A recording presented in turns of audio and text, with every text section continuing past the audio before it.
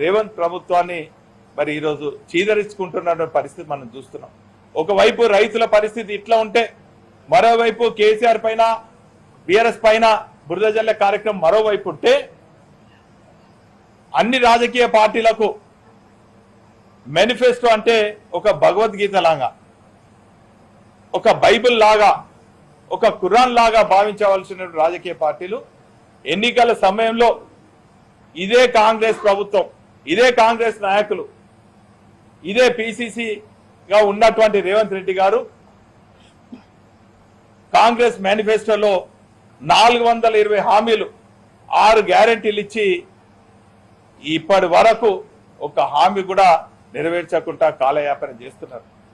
ఈరోజు ప్రజలందరూ కూడా ఓపిక నశించి 2.5 ఏళ్ల పాలనలో ఏమాత్రం కూడా ఇచ్చినటువంటి హామీలు నెరవేర్చలేని చెప్పి ఏ వర్గం వాళ్ళు తిరగబడుతుంటే దీని వెనుక బీఆర్ఎస్ పార్టీ నాయకులు ఉన్నారనో, బీఆర్ఎస్ పార్టీ కుట్ర చేస్తుందని చెప్పి ఈరోజు మరొక్కసారి బీఆర్ఎస్ నాయకుల పైన మరి బురద జల్లే కార్యక్రమాన్ని చూస్తున్నాం. తెలంగాణ రాష్ట్రం ఏర్పడిన తర్వాత 24 గంటలు తెలంగాణ ప్రజానీకానికి నాణ్యతతో కూడినటువంటి విద్యుత్ సరఫరా చేసినటువంటి విద్యుత్ సంస్థలో పనిచేసినటువంటి 24,000 మంది ఆర్టిజన్స్ కు ఆ రోజు కేసీఆర్ గారు తెలంగాణ రాష్ట్రం ఏర్పడిన తొలి రోజులలో ఆర్టిజన్స్ కు న్యాయం చేయాలని చెప్పి ఉద్యమ సమయంలో వాళ్ళు తెలంగాణ ఉద్యమంలో పాల్గొన్నారని చెప్పి వారికి 24,000 మందిని మరి విద్యుత్ సంస్థలో విలీనం చేస్తూ వాటిని రెగ్యులరైజ్ చేసే ప్రక్రియ చేయడం జరిగింది. ఆ తదుపరి ఇదే రేవంత్ రెడ్డి గారు వారికి అమలు కాని హామీలు ఇచ్చి వారిని మభ్యపెట్టి ఆ రోజు కేసీఆర్ కు వ్యతిరేకంగా వారి నిర్ణయం తీసుకోవడం జరిగింది. చివరికి ఏమైంది, మొన్న వాళ్ళ కోరికలు వాళ్ళ డిమాండ్ నెరవేర్చాలని చెప్పి మరి స్ట్రైక్ లో మరి పాల్గొనడం జరిగింది. ఒక బాధ్యతను ప్రతిపక్ష పార్టీగా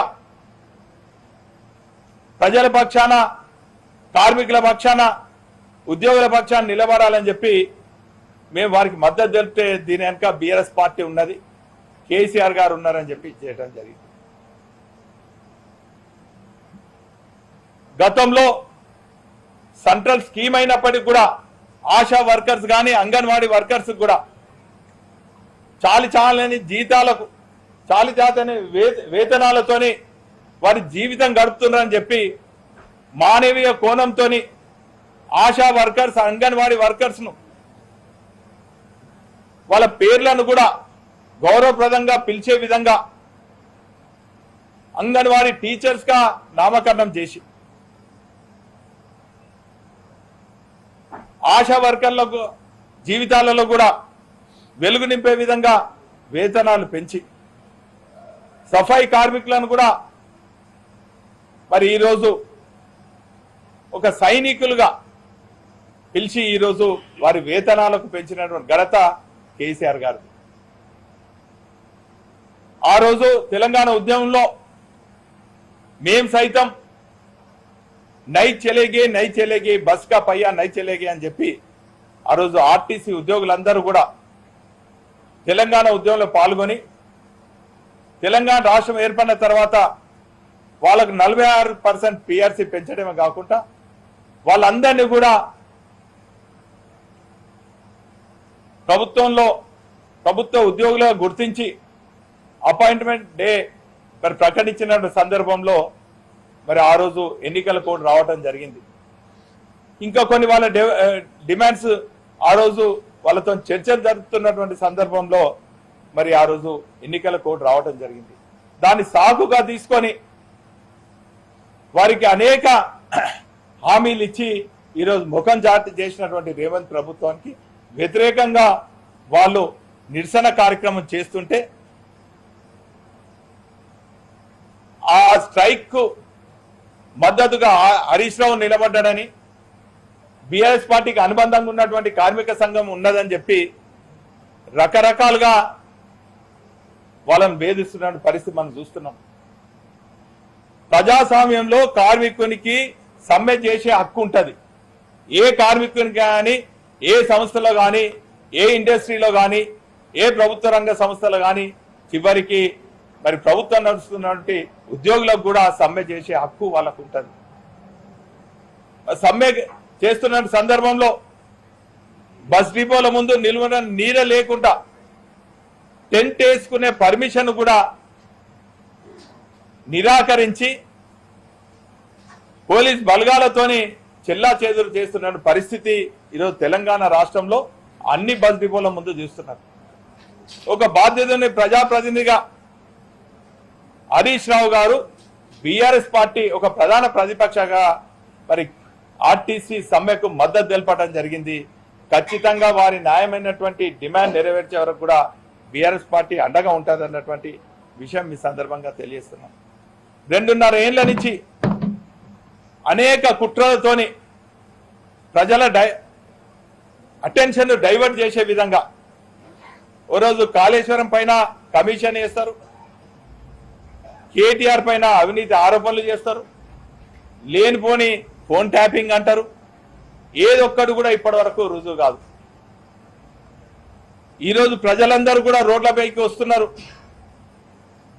ఆర్టీసీలో సమ్మె చేస్తున్నారు, ఆర్టిజన్స్ సమ్మె చేస్తున్నారు, ఆశా వర్కర్స్ సమ్మె చేస్తున్నారు, అంగన్వాడీ వాళ్ళు సమ్మె చేస్తున్నారు. రిటైర్డ్ అయినటువంటి ఉద్యోగులు వారికి బెనిఫిట్స్ వస్తలేరు, మేము అనారోగ్యంతో బాధపడుతున్నాం చెప్పి ఆత్మహత్యలు చేసుకుంటున్నారు. చివరికి లక్షలాదిగా ఉన్నటువంటి ఆటో కార్మికులు గిరాకీ అయితే లేదని చెప్పి, జీవనోపాధి పోతుందని చెప్పి, ఇటు ఆటో ఫైనాన్సర్స్ సీజర్స్ బెడద నుంచి కాపాడాలని చెప్పి విధులేని పరిస్థితులలో జీవనోపాధి కోల్పోయి ఈరోజు ఆటో కార్మికులు కూడా ఆత్మహత్యలు చేసుకుంటున్నారు. అయ్యా రేవంత్ గారు, ఈరోజు వీటిపైన దృష్టి పెట్టండి. బీఆర్ఎస్ పైన, తెలంగాణను సాధించినటువంటి కేసీఆర్ పైన కాదు. ఉద్యమ సమయంలో ఎన్నో ఇబ్బందులు అయినప్పటికీ కూడా తెలంగాణ రాష్ట్ర సాధన కోసం ఉద్యమించినటువంటి ఉద్యమకారుల పైన కాదు. మీరు దృష్టి సారించవలసింది ఏ వర్గం అయితే వారి హక్కుల కోసం పోరాడుతున్నదో వాటిపైన మీరు దృష్టి సారించి ఆ సమస్యల పరిష్కారం కోసం, ఆ కార్మికుల హక్కుల సాధన కోసం ఈరోజు మీరు దృష్టి సారించాలని కూడా ఈ సందర్భంగా తెలియజేస్తున్నారు. ఎంత దారుణం అంటే ఫేక్ అకౌంట్స్ పెట్టి సోషల్ మీడియాలో ప్రెస్ లో మాట్లాడలేని పరిస్థితి, మాట్లాడలేని మాటలు